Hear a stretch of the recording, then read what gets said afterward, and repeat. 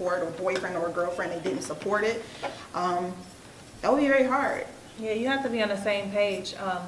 You know, a lot of people are trained to think how they've been thinking the past few years.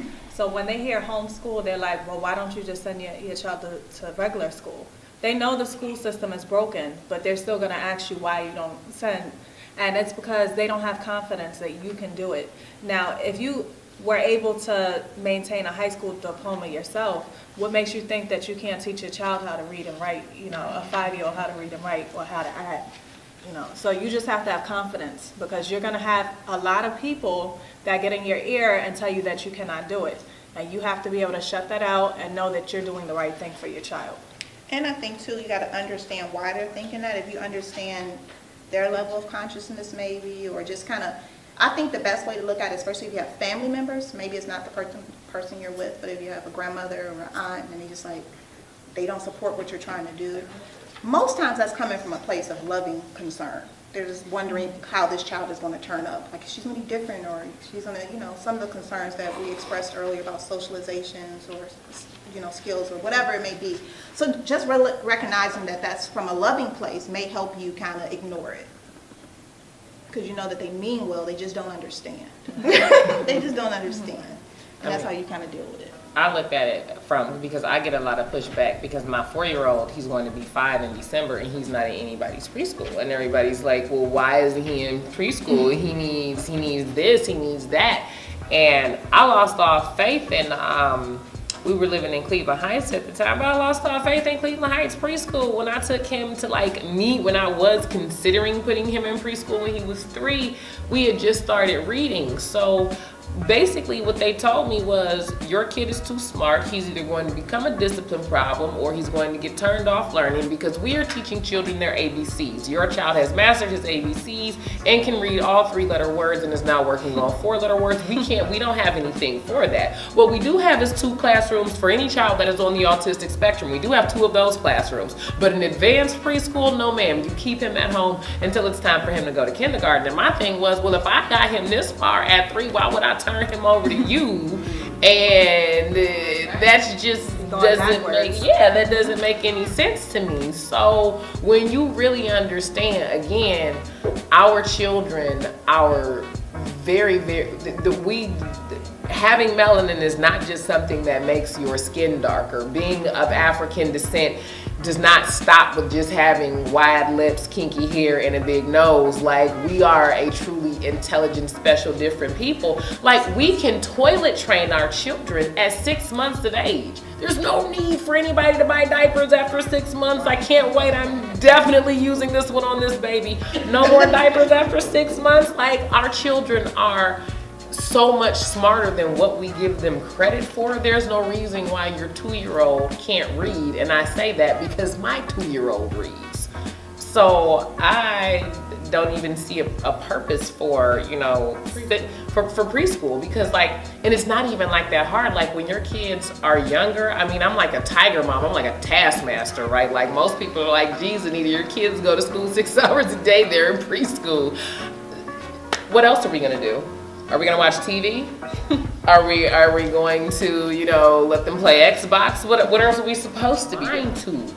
We just choose to say, it's so hard. I have a girlfriend named Vicki Dent who has 2 boys that she homeschools. She got a job working from 4 a.m. until 11 a.m. so she could be home by 11:45 to homeschool her children and then go back to sleep and do it all over again. You can do whatever you put your mind to. So whether you dropped out of school when you was in the 6th grade, if you never went to school, one more time, Cleveland Public Library has free computers all day, every day. Anything you want to know is a Google search away from what you can actually do. If we as a people put as much emphasis and time into things that matter as we do into things that don't matter, and I won't even list the things that don't matter, that we spend time on, like making sure your eyebrows is done and your nails or whatever, if we were to expand that energy and just remove all excuses. You know, at 9th grade, it doesn't mean that they're not adequate.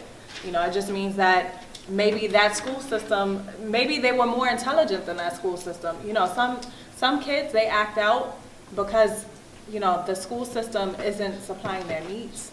You know, they're bored, you know, they learned it already and they're looking for a new challenge. So again, And you should have in mind is how long do you plan to homeschool? Is that something that you're doing is just a short-term intervention and you plan to put them back in school in the 6th or 7th grade? Because again, that's going to determine how your homeschool flows if this is just something you're going to do. Maybe it's something you're going to try out. You don't know if it's something that you're going to do permanently or forever. That will impact. For me, like I know it's something that I plan to do, but I never know what could happen. But it's something I plan to do until both of my children are old enough to, you know, move on to whatever they plan to do with their lives. So it's a long-term thing for me, and that impacts everything that I do because I plan to do it until they're finished with their formal schooling, so to speak. So just consider that. Is this short-term? Am I not for sure? Am I just going to try it out? Have that in mind as you start to put together or design your homeschool idea. And then our final slide is when is a good age to start homeschooling? I know you wanted to talk about that.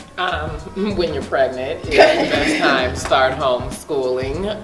Like honestly, all jokes aside, it is never too early to start. I read to my belly every day. I am 5 months pregnant right now, and I read to my child every day. She listens to music every day, like she listens to Beethoven. I have headphones that I put on my belly every day, and she listens to Beethoven every night before we go to sleep. So it's never too early. When your baby is 6 months old, you can read to them. When your child is 9 months old, you can, point out what you're looking at. You can look at, it is never too early to start homeschooling your child. And again, education should be an ongoing 24/7. In everything that you do, we should educate. You should use everything that you do for education. Like the more and more I learn about our culture, for example, a braid. A braid means something. There is a reason why you have 3 strands when you braid hair. Braids actually simulate the mother, the child, and the father, like the first Holy Trinity. That is actually why cornrows take 3 pieces of hair, not 2, not 1, 3. Everything that we did as ancient Kemites, whatever you want to call us, had a purpose. We didn't just, we're just gonna put this on because it looks great. We're just gonna do, no. Everything that we did had a purpose. So if you live your life like that and you teach your children from the time that they are in vitro until whenever, that everything that you do should have a purpose. Nothing that you should do should be in vain. I start teaching from, like I said, from the time that they're in the belly.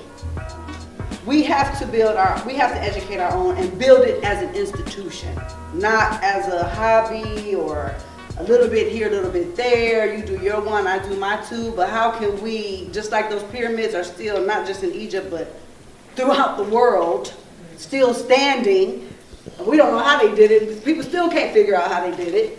How do we build that for our people? And that's the challenge. And that's